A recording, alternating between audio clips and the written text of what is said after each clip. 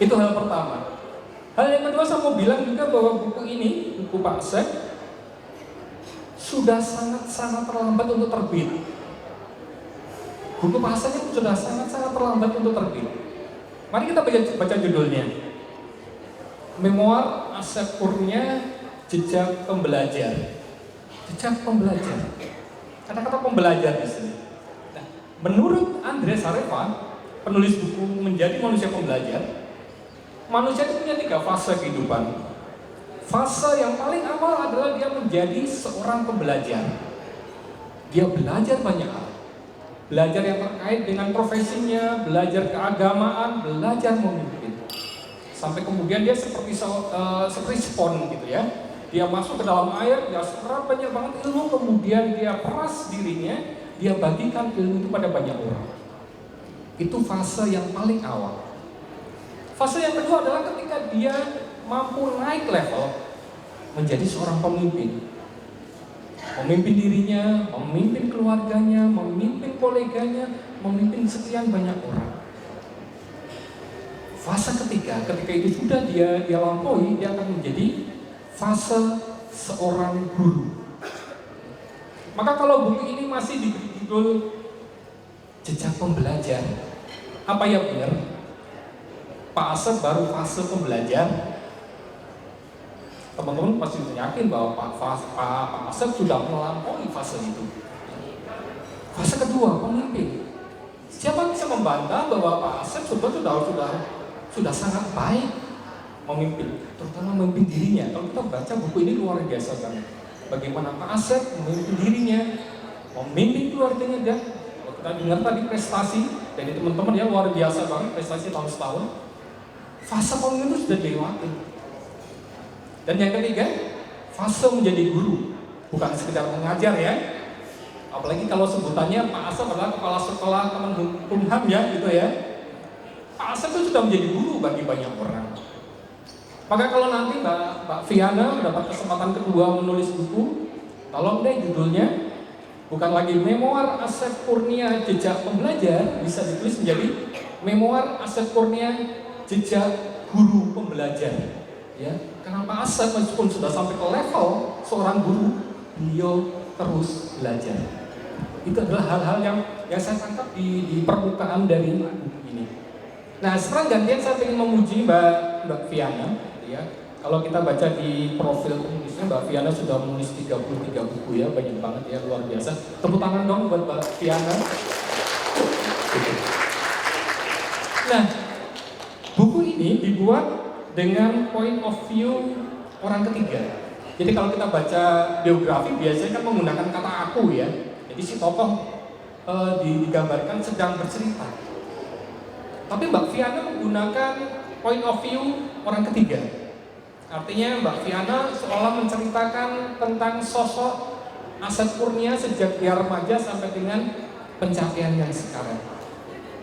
Ini adalah sebuah pilihan cerdik, ya, pilihan cerdik dari Mbak Viana. Karena apa? Karena point of view orang ketiga ini pas banget untuk menggambarkan orang-orang yang rendah hati. Jadi kalau sosok kita adalah orang yang rendah hati, kemudian kita pakai kata aku, itu kesannya jadi ria, ya kan? Dia tidak punya kebebasan untuk menceritakan kesuksesannya, bagaimana dia memimpin, bagaimana dia berprestasi gitu ya. Itu nggak bisa. Maka sangat keren ketika Mbak Viana menggunakan point of view orang ketiga. Jadi dia menceritakan sosok Pak Asep dari ibaratnya dari helikopter view ya, dari atas. Terus yang kedua adalah bahwa Mbak Viana dia menggunakan prolog dan epilog. Prolognya sangat keren ya. Jadi dia mengambil beberapa halaman sebagai satu fragmen cerita di mana Pak Asep digambarkan sebagai seorang remaja, ya, boleh ya saya bocorkan ya buat teman-teman yang belum baca ya, gitu ya. Remaja sedang putus asa, sedang sangat down perasaannya, tetapi dia menempuh itu, dia menerima itu dengan cara masuk ke kamar, kemudian dia mengaji berhari-hari. Dia mengaji berhari-hari di dalam kamar, ya? Mengurung diri gitu ya. Itu yang dia lakukan gitu di berhari-hari situ. Ini adalah sebuah gambar yang sangat keren. Terus yang ketiga yang saya tangkap adalah Mbak Viana bisa menggunakan teknik show don't tell. Jadi kalau semua narasumber bilang Pak Asep itu baik, maka kemampuan Mbak Viana adalah dia menggambarkan baik, tapi jangan ditulis baik dong. Diganti dengan adegan. Baiknya seperti apa, tangguhnya seperti apa gitu ya. Itu bisa digambarkan. Jadi jangan pernah bilang tokoh kita itu baik, tokoh kita itu lembut, tokoh kita itu disiplin, tidak. Dalam penulisan biografi itu yang dilakukan oleh Mbak Viana adalah itu digambarkan dengan adegan. Baiknya seperti apa, tangguhnya seperti apa, gitu ya. Tahan bantingnya seperti apa, itu bisa dilakukan oleh Mbak Viana. Oke, saya sekarang masuk ke dalam hikmat-hikmat yang saya temukan di dalam bukunya Pak Asep ya. Saya harus nyontek biar saya tidak kemana-mana ya, takut nanti ditegur Mas Sofi juga. Hikmat pertama yang saya temukan dari kisah Pak Asep ya, bahwa sosok ini tahu siapa yang harus dia dengar. Tahu siapa yang harus dia dengar. Pertama adalah Tuhan, Allah. Jadi dalam banyak kesempatan ketika Pak Asep banyak masalah, dia larinya kepada siapa? Dia mengaji. Bahkan ketika beliau sudah sampai level tertentu, sudah punya sopir, apa yang dilakukan dia sambil duduk dan tidak pegang setir? Beliau mengaji. Beliau tahu persis kemana dia harus mencari kekuatan. Itu yang pertama. Yang kedua adalah beliau tahu bahwa nasihat ibunda itu harus dan harus didengarkan. Bahkan ketika beliau harus berganti pacar, ya, Pak Asep sudah punya pacar di Batam, orang Batam. Ternyata ibunya pengen kamu itu kalau punya pasangan, ya paling nggak orang Garut atau orang Bandung, meskipun dia perantau gitu. Akhirnya pacarnya dilepas. Saya sekali lagi ya, isinya nggak apa ya. Nah, saya melihat sekali bahwa Pak Asep itu sangat-sangat mendengarkan ibunya. Ini juga satu hikmat yang luar biasa. Kemudian yang kedua adalah bisa berbela rasa atau punya empati yang luar biasa. Ini digambarkan bahwa ketika Pak Asep sedang di masa-masa awal, sedang pendidikan, satu kamar dengan teman yang namanya Pak Awi ya, kalau tidak salah Pak Awi, di mana Pak Awi ini datang dari Malang, padahal waktu itu pegawai itu gajinya kan dibayar cash, sehingga karena beliau pendidikan di Jakarta betul ya? Oh di Cenere ya, betul ya di Cenere.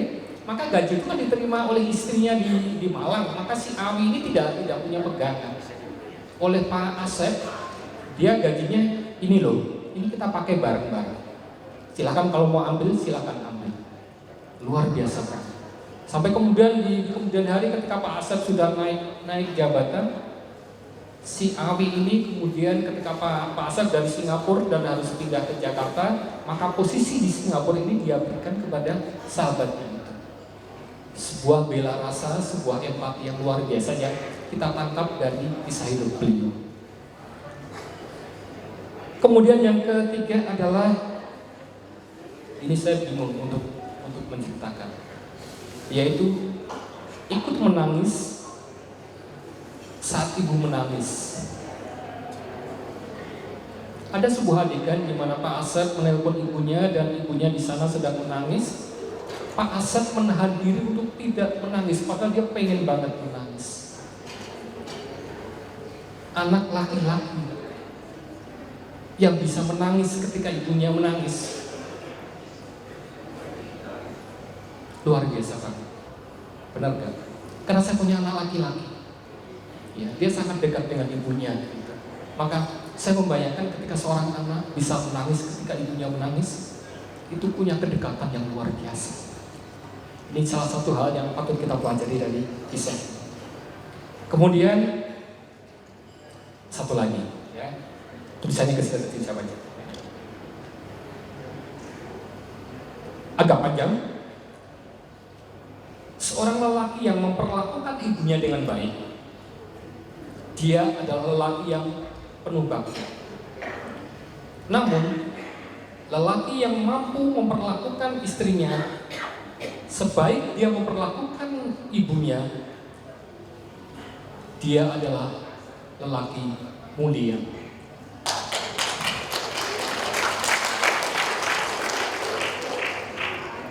Saya ulangi. Saya tidak bawa tisu, saya pengen menangis karena mau baca. Seorang lelaki yang memperlakukan ibunya dengan baik, dia adalah lelaki yang penuh bakti. Namun lelaki yang mampu memperlakukan istrinya sebaik dia memperlakukan ibunya, dia adalah lelaki yang mulia. Saya tidak memuji. Itu adalah hikmat yang mulai dari buku ini.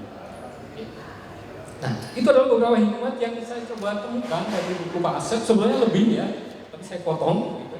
Nah, sekarang kita masuk ke bagaimana sebuah buku bisa punya peran besar buat kita semua. Ya. Dari buku ini, sebuah buku dia bisa membuat pembacanya seperti menemukan 3 benda. Pertama adalah cermin, kedua adalah jendela, dan ketiga adalah pintu. Cermin, jendela, dan pintu. Saya menemukan itu di dalam buku karya Mbak Viana ini. Kenapa sebuah buku bisa kita sebut sebagai sebuah cermin? Karena ketika kita membaca sebuah buku, kita seperti sedang membaca diri kita.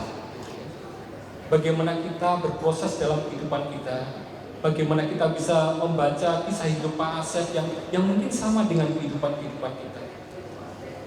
Dan kemudian ketika kita bicara bahwa buku ini adalah seperti jendela, kita seperti melihat sisi lain dari kehidupan kita, ya, sesuatu yang berbeda dengan hidup kita. Mungkin kita punya hidup yang lebih enak di masa kecil kita dibandingkan dengan Pak Asep yang hanya lulusan SMA. Ya, sudah SMA, kemudian dia harus merantau dan mencari kerja. Mungkin hidup kita lebih baik daripada Pak Asep. Atau sebaliknya, mungkin cara kita memperoleh pekerjaan tidak senyaman atau secepat Pak Asep, ya.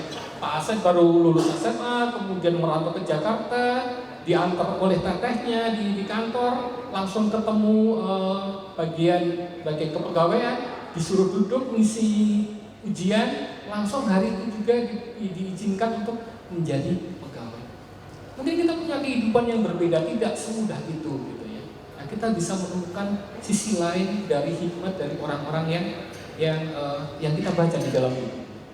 Kemudian yang ketiga adalah buku juga menjadi pintu buat kita menemukan solusi. Bagaimana Pak Asep merintis karir, gitu ya. Kemudian mungkin kita punya banyak persoalan dengan itu. Dengan membaca buku ini kita akan menemukan jalan-jalan yang mungkin bisa kita temukan di dalam solusinya di dalam buku ini.